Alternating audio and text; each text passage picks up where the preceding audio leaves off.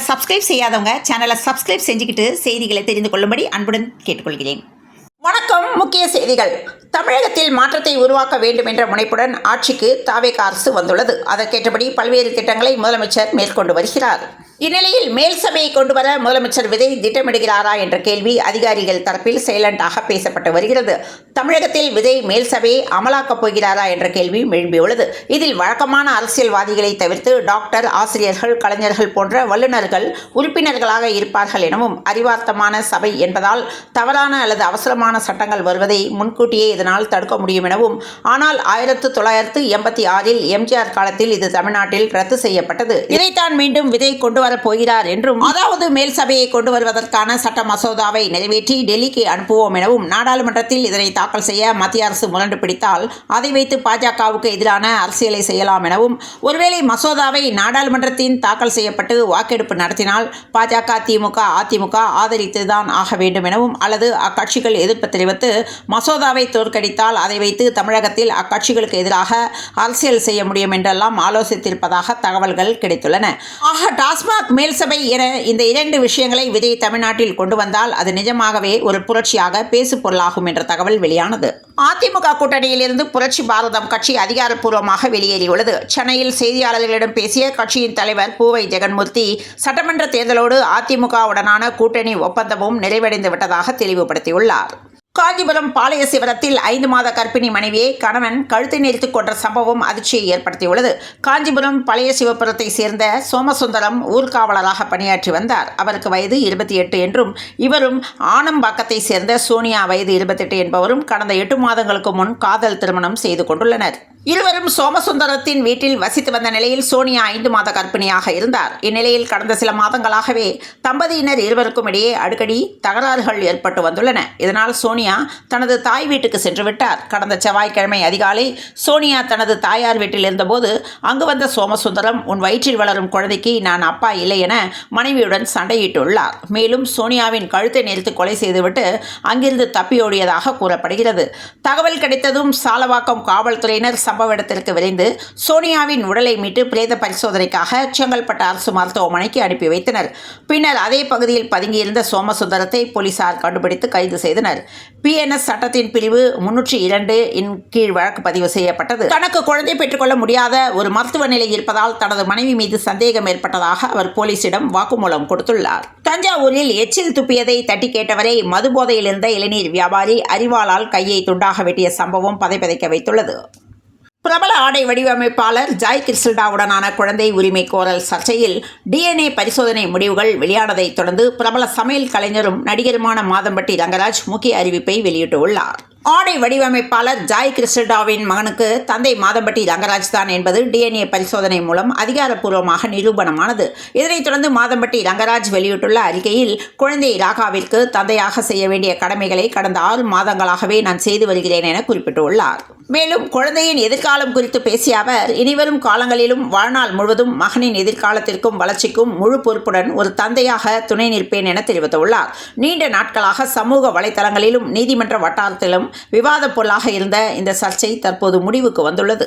மாநிலங்களவையில் நேற்று தேசிய கௌரவ அவமதிப்பு தடுப்பு சட்ட திருத்த மசோதா 2026 நிறைவேறியது. இம்மசோதாவானது வந்தே மாதரம் மசோதா என்றும் அழைக்கப்படுகிறது. கர்நாடக முதல்வரை காவிரி பிரச்சினை தொடர்பாக நேரில் சந்தித்து பேச தமிழக முதல்வர் விஜய் திட்டமிட்டிருப்பதாக செய்திகள் கசிந்த வண்ணம் உள்ளன. ஆனால் இந்த சந்திப்பை தவிர்க்க வேண்டும் என்று திமுக தலைவர் மு.க. ஸ்டாலின், பாமக தலைவர் அன்புமணி, நாம் தமிழர் கட்சியின் ஒருங்கிணைப்பாளர் சீமான் உள்ளிட்ட தலைவர்கள் வலியுறுத்தி வருகின்றனர். ஆகஸ்ட் 3ஆம் தேதி பெங்களூர் செல்ல முதல்வர் விஜய் திட்டமிட்டிருந்தார். அதாவது சிவகுமாரின் அழைப்பை ஏற்று கர்நாடகாவுக்கு விஜய் பயணப்படுவதாக சொல்லப்பட்டது. 1980களில் நிலவிய கடுமையான வறட்சியின் போது அப்போதைய முதல்வர் எம்ஜிஆர் கர்நாடக முதல்வருடன் பேச்சுவார்த்தை நடத்தி தமிழகத்திற்கு தேவையான தண்ணீரை பெற்றார். அந்த வரலாற்று நிகழ்வை நினைவு கூறும் வகையில் நீண்ட இடைவெளிக்கு பிறகு தமிழக முதல்வர் ஒருவர் நேரடியாக கர்நாடகா சென்று பேச்சுவார்த்தை நடத்தப் போவதாக கூறப்பட்டது அரசியல் கவனத்தையும் பெற்றுள்ளது. ஆனால் விஜயின் இந்த பயணத்திற்கு தமிழகத்தில் ஆரம்பத்திலிருந்தே எதிர்ப்புகள் கிளம்பியுள்ளன. கர்நாடக முதல்வரை நேரில் சந்தித்து பேசுவதால் காவிரி பிரச்சனையில் எந்த தீர்வும் கிடைக்காது என்றும் அனைத்து கட்சி கூட்டத்தை கூட்டி விவாதிப்பதுதான் இப்போதைய தேவை என்று சொல்லி வருகின்றன. ஒருவேளை பெங்களூருக்கு விஜய் உறுதியாக செல்லும் பட்சத்தில் அவருக்கும் கருப்பு கொடி காட்ட பெங்களூரில் சில அமைப்புகள் திட்டமிடுவதாக உளவுத்துறை மோப்பம் பிடித்துள்ளது. இந்த விஷயத்தை முதல்வரின் அரசியல் ஆலோசகர் ஜான் ஆரோக்கியசாமியிடமே உளவுத்துறை அதிகாரிகள் தெரிவித்துள்ளனர். இப்படி நாலா பக்கமும் தகவல்கள் பரபரப்பதால் பெங்களூர் பயணத்தை விஜய் ஒத்தி வைக்கலாம் என்று கோட்டை வட்டாரத்தில் கூறப்படுகிறது. ஆனால் இப்போது வரை இறுதி முடிவை விஜய் எடுக்கவில்லை என்ற தகவல் வெளியானது. விவசாயிகளுக்கு துரோகம் இழைப்பதாக கூறி தமிழக அரசை கண்டித்து வரும் ஆகஸ்ட் 3ஆம் தேதி தஞ்சை மாநகரில் திமுக சார்பில் மாபெரும் ஆர்ப்பாட்டம் நடைபெறும் என திமுக இளைஞரணி செயலாளரும் சட்டப்பேரவை உறுப்பினருமான உதயநிதி ஸ்டாலின் அறிவித்துள்ளார். வரும் ஆகஸ்ட் 3ஆம் தேதி ஆடிப்பெருக்கு நாளில் சொத்து பதிவிற்காக சார் பதிவாளர் அலுவலகங்களில் பொதுமக்கள் கூட்டம் அலைமோதும் என்பதால் கூடுதல் டோக்கன்கள் வழங்க ஃபைரா கூட்டமைப்பு வலியுறுத்தியுள்ளது. நீட் மற்றும் உயர்சாதி ஏழைகளுக்கான இடஒதுக்கீடு எதிரான போராட்டத்தை கண்டு பாஜகவை விட தாவேக அரசு அஞ்சுவதாக திமுக தலைவர் ஸ்டாலின் விமர்சனம் செய்துள்ளார். திராவிடர் கழகத்தின் இருசக்கர வாகன பரப்புரைக்கு தடை விதித்ததற்கு கண்டனம் தெரிவித்துள்ள ஸ்டாலின் சிவப்பும் மஞ்சளும் சேர்ந்தால் கிடைப்பது காவி என்று சாடியுள்ளார்.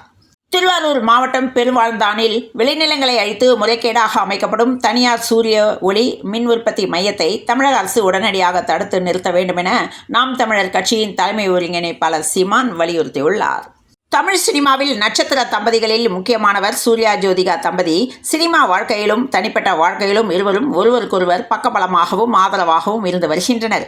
இந்நிலையில் தமிழ் சினிமாவில் காமம் மட்டுமே எனவும் காதல் கதை எழுத இயக்குநர்கள் இல்லை என நடிகை ஜோதிகா கருத்து தெரிவித்துள்ளார். எத்தனை முறைதான் வாக்கு எண்ணிக்கையை மாற்றியமைத்து எண்ணினாலும் மக்கள் தங்களுக்கு வாக்களிக்கவில்லை என்றால் தேர்தலில் எப்படி வெற்றி பெற முடியும் என்ற அடிப்படை யதார்த்தத்தை அரசியல் கட்சிகள் புரிந்து கொள்ள வேண்டிய கட்டாயம் ஏற்பட்டுள்ளது. திமுக தலைவரும் கொளத்தூர் தொகுதியில் போட்டியிட்டவருமான மு.க. ஸ்டாலின் மக்கள் தனக்கு வாக்குகளை பதிவு செய்யவில்லை என்ற உண்மையை உணராமல் காரணங்களை தேடிக் கொண்டிருப்பது எவ்விதத்திலும் பலனளிக்காது என்றும் கொளத்தூர் தொகுதியில் மின்னணு வாக்குப்பதிவு எந்திரங்களை சரிபார்க்கும் பணிகள் தீவிரமாக நடைபெற்று வரும் நிலையில் அங்கு எதிர்பார்த்தவாறு ஸ்டாலினுக்கு சாதகமான முடிவுகள் வரவில்லை என்ற தகவல்கள் அரசியல் வட்டாரங்களில் தீயாய் பரவி வருகின்றன. கொளத்தூர் தொகுதியில் பதிவான வாக்குகளில் இதுவரை 14 பூத்களின் வாக்குகள் முழுமையாக சரிபார்க்கப்பட்டு விட்டதாக தெரிகிறது. இந்த சரிபார்ப்பு பணிகளின் போது வெளிவந்துள்ள நிலவரங்கள் திமுக தரப்புக்கு சற்று அதிர்ச்சியை தந்துள்ளதாக கூறப்படும் வதந்திகள் பலத்த விவாதங்களை உருவாக்கியுள்ளன. தேர்தலின் போது தாங்கள் செய்த சாதனைகள் மற்றும் மக்கள் நலத்திட்டங்கள் தங்களை எளிதில் கரை சேர்த்து விடும் என்று தீவிரமாக நம்பிய தலைமைக்கு இந்த வாக்கு சரிபார்ப்பு முடிவுகள் பெரும் சோர்வை ஏற்படுத்தியுள்ளன. கொளத்தூர் தொகுதியில் பதிவான வாக்குகளில் இதுவரை 14 பூத்களின் வாக்குகள் முழுமையாக சரிபார்க்கப்பட்டு விட்டதாக தெரிகிறது. இந்த சரிபார்ப்பு பணிகளின் போது வெளிவந்துள்ள நிலவரங்கள் திமுக தரப்புக்கு சற்று அதிர்ச்சியை தந்துள்ளதாக கூறப்படும் வதந்திகள் பலத்த விவாதங்களை உருவாக்கியுள்ளன. தேர்தலின் போது தாங்கள் செய்த சாதனைகள் மற்றும் மக்கள் நலத்திட்டங்கள் தங்களை எளிதில் கரை சேர்த்து விடும் என்று தீவிரமாக நம்பிய தலைமைக்கு இந்த வாக்கு சரிபார்ப்பு முடிவுகள் பெரும் சோர்வை ஏற்படுத்தியுள்ளன. மக்கள் மனநிலை தங்களுக்கு எதிராக மாறியுள்ளது என்பதனை இந்த எந்திரங்களின் புள்ளி விவரங்கள் புட்டு வைத்துள்ளதாக எதிர்க்கட்சிகள் பகிரங்கமாக விமர்சிக்க தொடங்கியுள்ளன. சென்னையில் இன்று 22 கேரட் ஆபரண தங்கத்தின் விலை கிராமுக்கு ரூபாய் 75 உயர்ந்து 1 கிராம் 13,730 ரூபாய்க்கும், இதன் காரணமாக சவரனுக்கு ரூபாய் 600 உயர்ந்து ஒரு சவரன் ஆபரண தங்கம் 1,05,840 ரூபாய்க்கும் விலையை எட்டியுள்ளது. இத்துடன் இந்த செய்திகள் நிறைவடைந்த நிலையில் தொடர்ந்து இணைந்திருங்கள் பிரபாஸ் கதவம் செய்திகளுடன். மீண்டும் நாளைய முக்கிய செய்திகளில் சந்திப்போம். நன்றி. இரவு வணக்கம்.